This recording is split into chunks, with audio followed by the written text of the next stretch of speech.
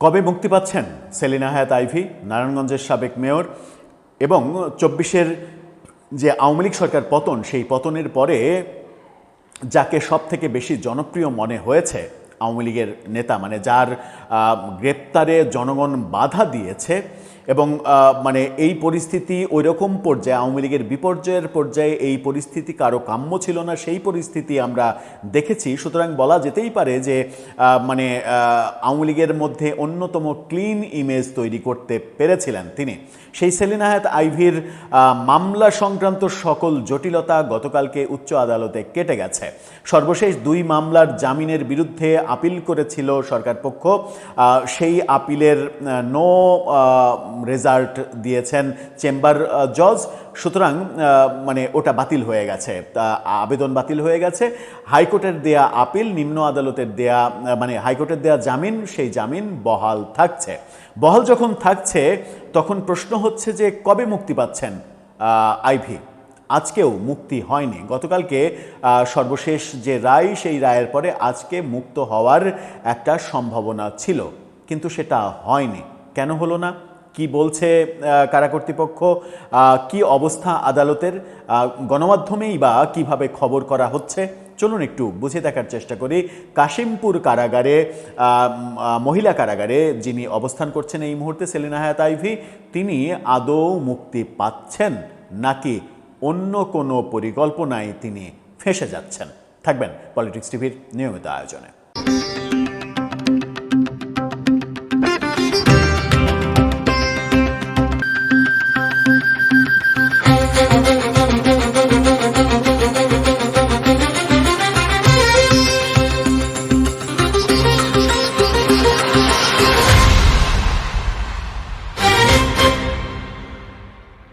দর্শক, বলছিলাম নারায়ণগঞ্জের সাবেক মেয়র সেলিনা হায়াৎ আইভী তিনি কবে মুক্তি পাচ্ছেন। আমরা এর মাঝে শেখ হাসিনা সরকার পতনের পরে ২-৩টা বড় ঘটনা দেখেছি। তার মধ্যে সবথেকে প্রথম বড় ঘটনা দেখেছি সেলিনা হায়াৎ আইভীর গ্রেপ্তার করার মুহূর্ত। সারা রাত পুলিশকে অবরুদ্ধ করে রেখেছিল তার এলাকার জনগণ। ভোরবেলায় সেলিনা হায়াৎ আইভী নিজে বেরিয়ে এসে জনগণকে হাত জোড় করে রিকোয়েস্ট করে তিনি পুলিশকে নিয়ে থানায় যান। এই দৃশ্য একটা নতুন ব্যাপার তৈরি করেছিল যে আওয়ামী লীগের এখনও কোনো নেতা আছেন যাদের জন্য সর্বস্তরের জনগণ এভাবে রুখে দাঁড়ায়, এবং যিনি নিজের বাড়িতে পতনের পরে অতদিন থাকার পরেও তার বাড়িতে একটা ইটের টুকরাও কেউ ছুঁড়েনি। তার মানে তার জনপ্রিয়তা শুধু আওয়ামী লীগের মধ্যে না, সর্বদলীয় জনপ্রিয়তা তিনি তৈরি করতে পেরেছিলেন। এবং তার চেয়েতেও বড় কথা হচ্ছে, নারায়ণগঞ্জের ত্রাস হিসেবে পরিচিত এবং আওয়ামী লীগের খুবই বিতর্কিত নেতা শামীম ওসমানের সঙ্গে টেক্কা দিয়ে তিনি রাজনীতি করেছেন। শামীম ওসমানের যে ক্যাডারি রাজনীতি, সন্ত্রাসী রাজনীতি, সেই রাজনীতির বিপরীতে অসাধারণ একটা নজির স্থাপন করেছেন এই মানে সেলিনা হায়াৎ আইভী। এরপরের ঘটনাটা আমরা দেখেছিলাম যে হবিগঞ্জের সাবেক মন্ত্রী, শিল্পমন্ত্রী, তার মৃত্যুর পরে কারাগারে যে হ্যান্ডকাপ মৃত্যুর পরেও লাগানো ছিল, সেই ব্যাপারটা যখন ভাইরাল হলো, তার মৃত্যুর পরে বহু মানুষ, হাজার হাজার মানুষ তার জানাজাতে গেলেন, সেটা একটা বড় ঘটনা ছিল।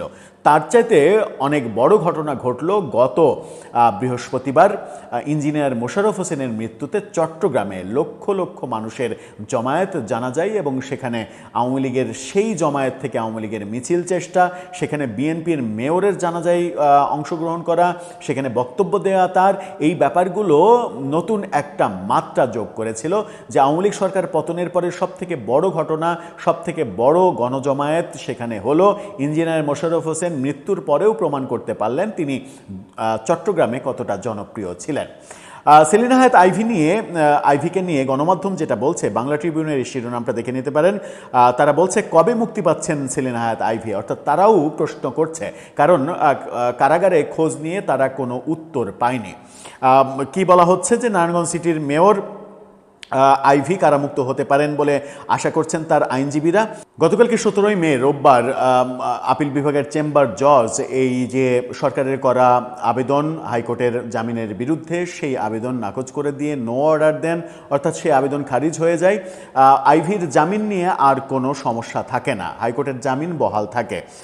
সেটা দুইটা মামলায়, সেই দুইটা মামলা সহ মোট 10টা প্লাস 2টা 12টা মামলা প্রফেসর ইউনূসের আমলে 10টা মামলায় তাকে শোন অ্যারেস্ট দেখানো হয়েছিল। বিএনপি সরকারের আমলে পরবর্তীতে আমরা 2টা মামলায় দেখলাম শোন অ্যারেস্ট। এরপরে হাইকোর্ট থেকে রুল জারি করা হলো যে তাকে নতুন করে আর কোনো মামলায় শোন অ্যারেস্ট দেখানো যাবে না, হয়রানি করা যাবে না। এরপরেই সর্বশেষ এই 2 মামলার জামিনের মানে হিসাব নিকাশ যখন পরিষ্কার হয়ে গেল, তখন তার মুক্তি পাওয়াটা এখন সময়ের ব্যাপার হওয়ার কথা। আজকেই তার মুক্তি পাওয়ার কথা ছিল, আইনজীবীরা সেটাই বলেছেন, কিন্তু আজকে তার মুক্তি হয়নি। এর আগে আমরা দেখেছিলাম আওয়ামী লীগের সাবেক স্পিকার শিরীন শারমিন চৌধুরী তার আদালতে জামিনের পরে 4 ঘন্টার মধ্যে কাশিমপুর কারাগারেই তিনি ছিলেন। কাশিমপুর কারাগার থেকে তার মুক্তি হয়েছিল, তিনি বেরিয়ে বাড়িতে গিয়েছিলেন। কিন্তু একই কারাগারে থাকা সেলিনা হায়াৎ আইভি, তার কিন্তু মুক্তি হচ্ছে না গতকালকে জামিন পাওয়ার পরেও। আজকে বেলা 15-12টা পর্যন্ত তার জামিনের কাগজপত্র জেল গেটে যায়নি। কাশিমপুর মহিলা কারাগারের জেলার রিজিয়া বেগম বাংলা ট্রিবিউনকে বলেছেন 12:15 পর্যন্ত আইভির কাগজপত্র আমরা হাতে পাইনি। এর আগে রবিবার হত্যার অভিযোগে সিদ্ধিরগঞ্জ থানার 2 মামলায় আইভিকে হাইকোর্টের জামিন বহাল রাখেন। জামিন স্থগিত চেয়ে যে আবেদন সেটা বাতিল হয়ে যায়। 10 মামলায় হাইকোর্টের জামিন মঞ্জুরের পর সিদ্ধিরগঞ্জ থানার ওই 2 মামলায় আইভিকে গ্রেপ্তার দেখানো হয়। এর মধ্যে 2রা মার্চ একটি মামলায় এবং 12 এপ্রিল অপর মামলায় গ্রেপ্তার দেখানো হয়েছিল। সর্বশেষ যে 2 মামলা, সেই মামলাও নিষ্পত্তি যখন হলো তখন প্রশ্ন এসেছে শুধুমাত্র সময়ের অপেক্ষা, তিনি মুক্তি পাবেন। কিন্তু এখানে কি নতুন কোনো জটিলতা তৈরি হচ্ছে? আইনজীবীরা বলছেন যে কাগজপত্র আদালত থেকে এখনও মানে কারাগারে যায়নি, কারা কর্তৃপক্ষও বলছেন কাগজপত্র যায়নি। না যাওয়ার কারণ কি?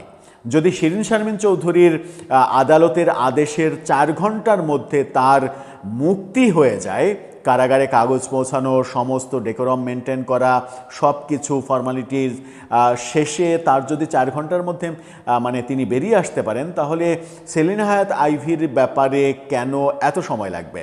কেন সেটা 24 ঘন্টা পার হয়ে গেলেও হবে না? সাধারণত জামিনের আদেশ যদি দিনের বেলায় সকালের দিকে দুপুরের মধ্যে আদেশ হয়, তাহলে সেই আদেশনামা কারাগারে পৌঁছে সেটা সন্ধ্যার মধ্যেই মুক্তি হওয়ার ব্যাপারগুলো সাধারণত এই নজিরগুলো রয়েছে। কারাগারে সেইভাবেই মুক্তি হয় যে কাগজপত্র বিকেলের মধ্যে চলে যায়, সন্ধ্যায় 6টা-7টার পর থেকে জামিন মানে মুক্তি দেওয়া শুরু হয়, তারা মুক্তি পান, বেরিয়ে আসেন। কিন্তু এই ক্ষেত্রে গতকালকে পার হয়ে গেছে, আজকেও পার হলো, কোনো মুক্তির ঘটনা ঘটল না। তাহলে কি আইভিকে নিয়ে নতুন কোনো পরিকল্পনা চলছে? তার মুক্তিতে কি নতুন কোনো সমস্যা তৈরি হবে? হাইকোর্টের রুল থাকা সত্ত্বেও সরকার কি নতুন কোনো মামলায় তাকে শোন অ্যারেস্ট দেখাবে? অনেকগুলো প্রশ্ন সামনে আসছে। কিন্তু সরকার, বর্তমান সরকার যে ক্লিন ইমেজ তৈরি করার চেষ্টা করছে এবং তারা বারবার বলছে তারা ক্লিন ইমেজ তৈরি করতে চায়, বিচার বিভাগ সহ কোনো জায়গায় তারা মানে দলীয় প্রভাব খাটাতে চায় না, পুলিশকে নিরপেক্ষভাবে কাজ করতে দিতে চায় তারা। যদিও আমরা প্রধানমন্ত্রীর উপস্থিতিতে ঢাকা ডিআইজিকে মানে তিনি ছাত্রদল, বিএনপি কিভাবে করেছেন, জিয়ার সঙ্গে বৈঠক করে মানে প্রেসিডেন্ট জিয়াউর রহমানের সঙ্গে দেখা করে কিভাবে নিজেকে গর্বিত করেছেন, সেই ইতিহাসগুলো বলেছেন এবং তিনি জাতীয়তাবাদী আদর্শের মানুষ সেগুলো বলেছেন বলে প্রচণ্ড সমালোচিতও হয়েছেন।